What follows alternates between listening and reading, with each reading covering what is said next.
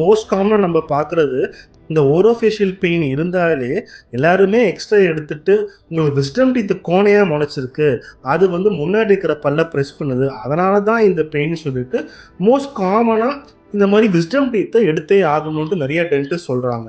So இந்த wisdom டீத்துனால ஓரோஃபேஷியல் pain வருதா? இல்ல ஓரோஃபேஷியல் பெயின் இருக்கிறதால விஸ்டம் டீத்ல அது தெரியுறதா? ஸோ நேற்று கூட ஒரு பேஷண்ட் வந்து யூகேலேருந்து ஆன்லைன் கன்சல்டேஷன் பண்ணாங்க. அவங்களுக்கு யூகேல எக்ஸ்ரே எடுத்துட்டு ஒரு பல்லு உள்ள இருக்கு, சைனஸ்ல இருக்கு, அதனால தான் பெயின்னு சொல்லியிருக்காங்க. அவங்க போன கம்ப்ளைண்ட் வந்து இந்த இடத்துல வலிக்குது.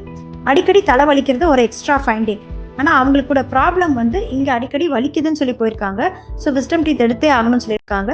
ஸோ நம்மக்கிட்ட ஒரு ஆன்லைன் கன்சல்டேஷன் வந்தாங்க. அவங்களோட எக்ஸ்ரே எடுத்து பார்த்தா கம்ப்ளீட்டாக அந்த பல்லு உள்ளே இருந்துச்சு. அந்த பல்லு முளைக்கவே இல்லை. ஸோ முளைக்காத ஒரு பல்லுலேருந்து இது வலி வராது. ஸோ அந்த பல் எடுக்கிறதுனால இவங்களுக்கு இந்த பெயின்ஸ் கம்மியாகுமானா கம்மியாகாது. நம்ம ஹிஸ்ட்ரி எடுத்து பார்த்ததுல அவங்களுக்கு ரொம்ப நாளாக ஹெட்டேக் மைக்ரைன்ஸ் இருக்குது. இப்போ கொஞ்ச நாளாக இந்த இடத்துல வலிக்குது. ஸோ இது ஆக்சுவலி பார்த்தீங்கன்னா அந்த ஹெட்டேக்ஸ் மைக்ரைன்ஸோட one of the other symptom தான். மசில் நாட்ஸில் இருக்கிற இந்த ரெஃபரல் பெயின்ஸ் தான் ஹெட்டேக்ஸ் மைக்ரைன்ஸ். அதோட இன்னொரு ரெஃபரல் தான் டீத்து. ஸோ நாளாக அவங்களுக்கு டீத் பெயினாக தெரிஞ்சிருக்கு. ஸோ இதுக்கு ஃபஸ்ட்டு நம்ம ஹிஸ்ட்ரி எடுக்கணும். அந்த பல்லில் பிரச்சனை இருக்கான்னு பார்க்கணும். கம்ப்ளீட்டாக உள்ளே இருக்கிற ஒரு விஸ்டம் டீத்துனால என்றைக்குமே பிரச்சனை வராது. ஸோ இந்த பல்லே, இந்த விஸ்டம் டீத்தே வெளியே முளைச்சி அதில் சொத்தை இருந்தால் வலி வரத்துக்கான வாய்ப்புகள் இருக்குது.